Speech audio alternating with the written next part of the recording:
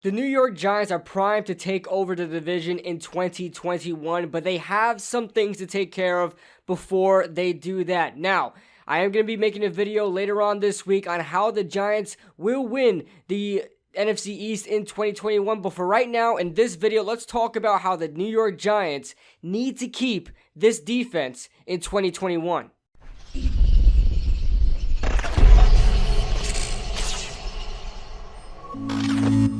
What is going on, guys? What is going on, 27 Squad? Welcome back into another video. I am your host, KB. We're going to be getting started today and talking about the New York Giants and their spectacular defense, that big, good surprise we had this year in 2020. We thought the offense was really going to carry this team forward with the addition of Jason Garrett and Daniel Jones and Saquon Barkley coming into their own as a duo in the NFL, with the offensive line being upgraded, so on and so forth. Although we're seeing growth and development in the offense, it's been the defense that has been extremely amazing throughout the course of this 2020 NFL season. Now, the Giants are about a top 10, if not a little better than that, top 10 defense in the NFL, and they most notably showed the NFL world what they are capable of against the Seattle Seahawks, holding their offense to 10 offensive points. Now, the Giants have a huge chance of winning the division next year if they maintain this defense, and let me tell you, it is very possible.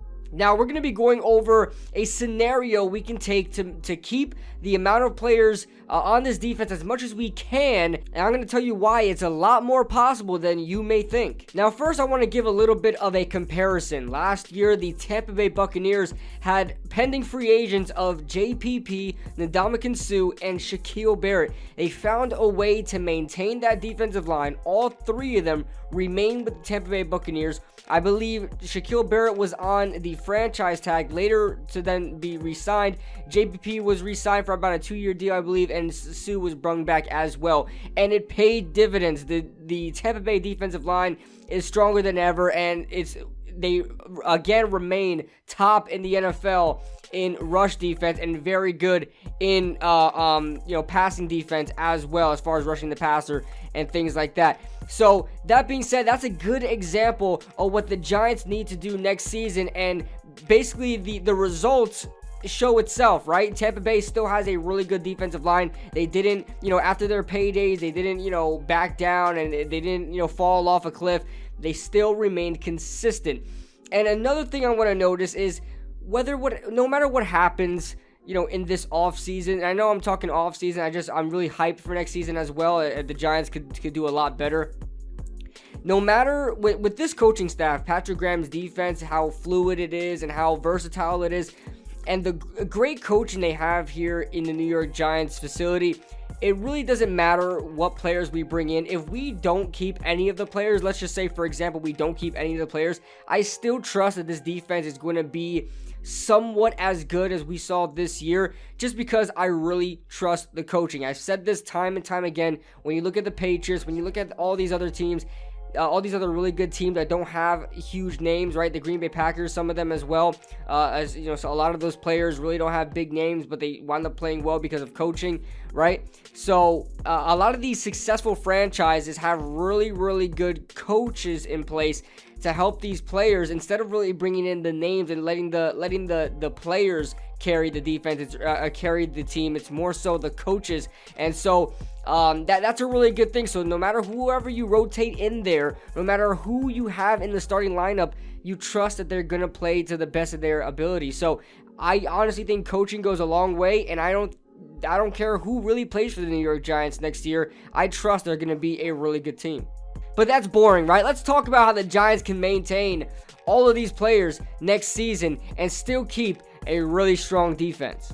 Now, the New York Giants have 3 notable free agents on defense that they need to keep this year. That being Dalvin Tomlinson, Leonard Williams, and Logan Ryan. Now, Leonard Williams was on the franchise tag last year, on a defensive tackles franchise tag last year, and you can imagine with 8.5 sacks in right now this season, he's going to want to be paid as a defensive end. Logan Ryan is a pending free agent. He was on a 1-year, $7.5 million deal this year.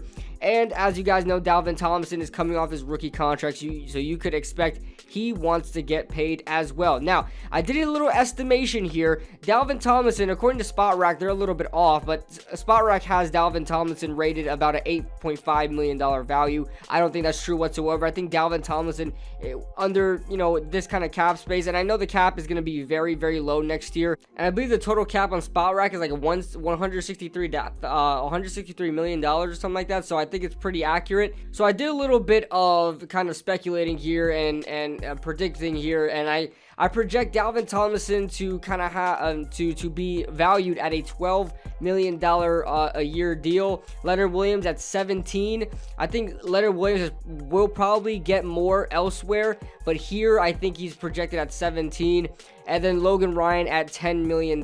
So if you add that all together, that is about 30. Let's see here. 27 plus 12.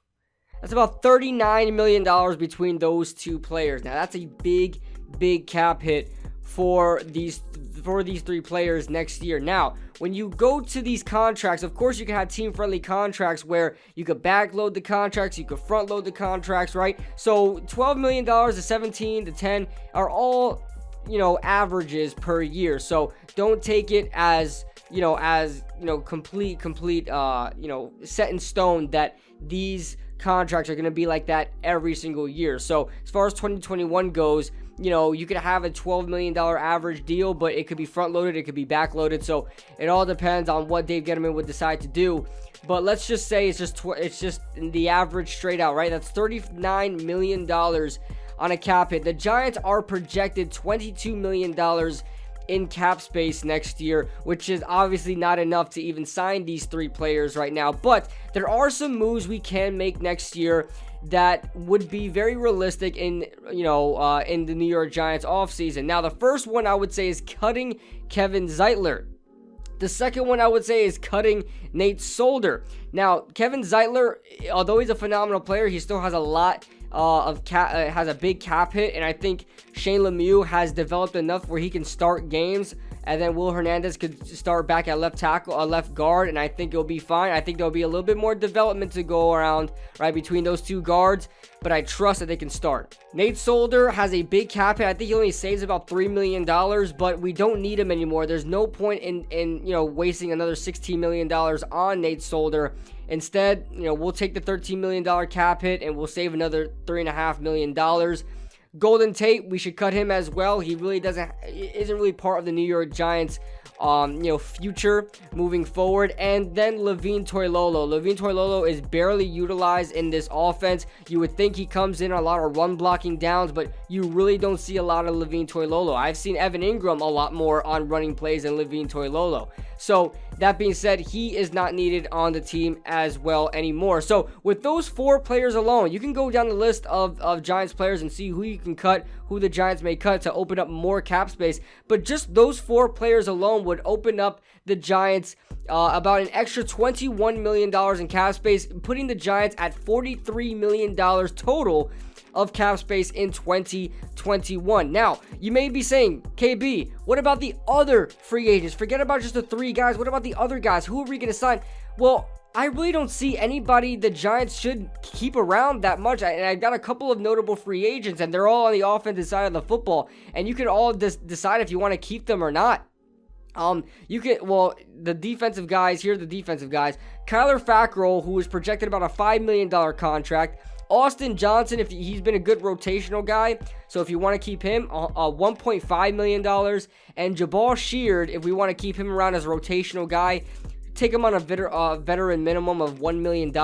That's nothing. That's about $7.5 million between those three players right there. And those are optional. You don't really need to keep these guys around. You can draft their replacements. You could bring other free agents in for maybe even cheaper contracts, right? Or get undrafted guys that can fill in those roles, because we've been known to really coach up our guys very, very well. And as far as offensive free agents go, I mean, I don't really want to keep around anybody besides Wayne Gallman. I really don't care about anybody if anybody stays as far as free agents goes on the offensive side of the football. Besides, I guess, Colt McCoy, Devontae Freeman, if he wants to stick around. But Wayne Gallman is probably the only priority for the New York Giants on the offensive side of the football to keep around. And I don't think he'll be making that much money. I don't suspect any more than $4 million, him being behind Saquon Barkley. Now, if Saquon Barkley were to get hurt again, then we may be talking something different, right? If Saquon Barkley doesn't come back to full strength and Wayne Gallman has to wind up starting the season, or, you know, if that's like a fact throughout the offseason that Saquon Barkley is just not ready, maybe he gets more money.